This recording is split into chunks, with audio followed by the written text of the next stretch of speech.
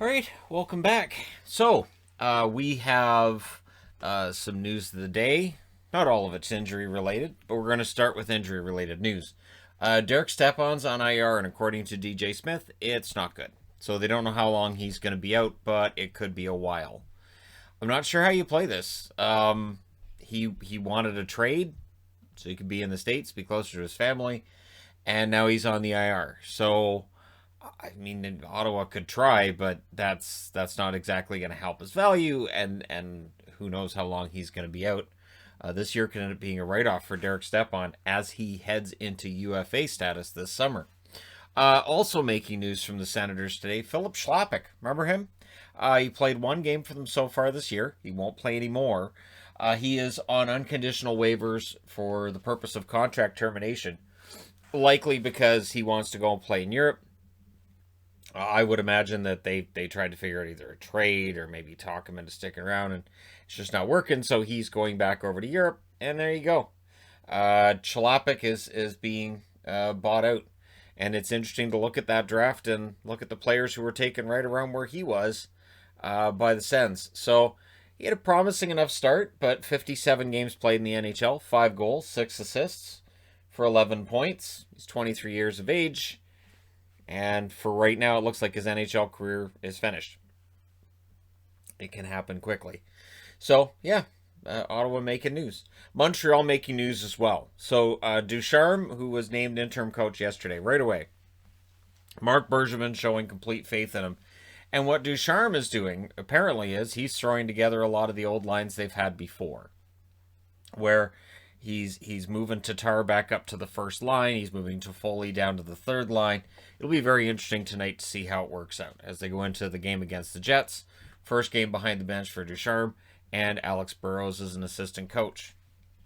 It's going to look odd, but at the very least, it looks like they're going to be the guys to try to figure this out for the rest of this season. That's the plan. And if they perform well, then the interim tag comes off. So, yeah, Bergevin believes in him.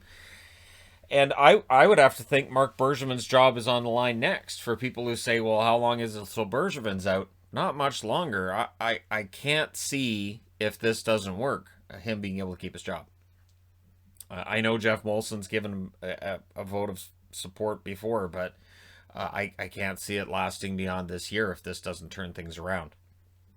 And it is a mixed bag when it comes to replacing coaches mid-season as to whether or not it improves the team's fortunes. So, yeah, we'll keep an eye on that. Vancouver news, JT Miller's ice time's being cut. Travis Green coming out and saying maybe he's giving him too many minutes, which, of course, could be interpreted as saying he's not a star player and he's not doing what he's supposed to do. Whatever it is, the first thing that people notice when they look at the lines is, okay, so Miller's on the third line. Why is Virtanen in the top 6?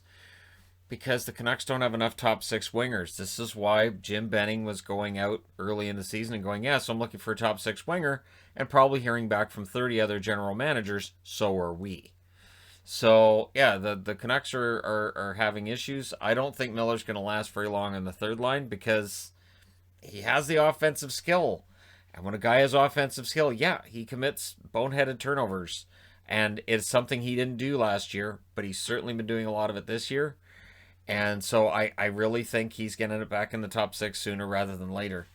But again, the interesting thing is we've seen Montreal's coach get replaced.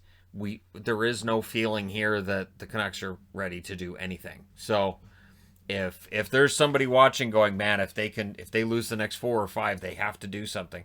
I don't think they do. I don't think they're approaching it that way at all. And yeah, here we are. Jeff Skinner answering the question, what do you get for $9 million in Buffalo? You get a guy who's going to watch his third game as a healthy scratch in a row. And I'm not sure how that ends. Do they buy him out after the season? Do they take that cap hit after? Like, it's not an easy contract to buy out just for length and money and everything. But he's not performing very well, so they take him out of the lineup, and I don't know when he gets back in. I don't know what to expect when he gets back in. He had a rough season last year, but it looks great compared to this season so far. And I don't know where this goes. I really don't. So Coach Mike Sullivan says that Zucker is out longer term. That's as close to getting any kind of answers we're going to get, which tells me it's at least probably, I'll say 3 weeks. At least, I would think. Anything less than that, and you might be able to say it's shorter term, or it's just a couple of weeks. But Zucker, it looks like it's going to be a longer term injury, and we'll see how things go for the Pittsburgh Penguins while he's out.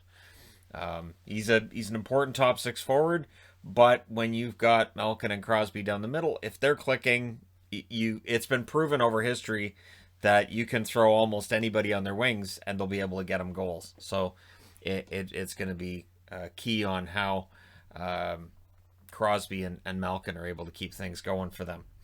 Zach Werenski returns to the lineup after missing 4 for the Columbus Blue Jackets tonight. Korpisalo is going to start because Korpisalo is going to start a lot of games in between now and when Merzlikins comes back. And so for Columbus, they're going through this parade of injuries. Not St. Louis level. I didn't see anything on any more injuries for St. Louis coming out of last night's game so far. So, yeah, that's where we're at, is that I actually now am legit going, okay, so who got hurt for St. Louis last night? Well, doesn't say anybody right now, so we'll see. But Werenski's back in for Columbus, and that's a key defenseman that they need, and he's coming in for a game that we're not expecting a lot of defense between them and Chicago. They're pretty freewheeling, wide open games, so maybe Werenski adds goals to that, and maybe it gets even more freewheeling, or maybe he's able to help tighten things down a little more defensively. In Dallas news, Rope Hintz is out. He's got an upper body injury, or lower body injury. They're saying he's ruled out for tonight, and Jake Ottinger will start. So if you're a Florida Panthers fan and you were shaking your fist at the screen last night saying, I don't know how we're going to beat this Hudobin guy, how are we going to get past this Hudobin guy? Don't worry, Ottinger's in net. The one thing I'll say, though, about Jake Ottinger, he's looked pretty good early in the season. Ottinger has been a pretty decent goaltender. And so, yeah, we'll see how things go for for Dallas tonight. We'll see how things go for Detroit. They're against Nashville, though, not against Dallas. But we'll see how things go for Ottinger and for the Stars tonight. So some pretty big games tonight. And there you go. Let me know your thoughts regarding any of these items on the board. I get the feeling there's more coming. And of course, the San Jose Vegas game has been postponed tonight. I had it on the board that it was postponed. Didn't mention it in the preview. I apologize for that. Realized right when I went to upload it, and I thought, well, I'm not going to re-record it. I've done a video on how that game's been postponed. So hopefully that's the only one, because there is just the one player, and they did say out of an abundance of caution. Can write this stuff. If the NHL ever needs a guy to write a form letter, I'm perfectly willing to help them out with that. I've done it at workplaces before where they're like, how do we make this official speak? I'm like, I think I can figure that out. Write this like a robot wrote it. Can do. You got it. So, yeah, there you go. Let me know your thoughts, as always. And don't forget to hit like and subscribe, as always. And I will talk to you guys again soon, as always.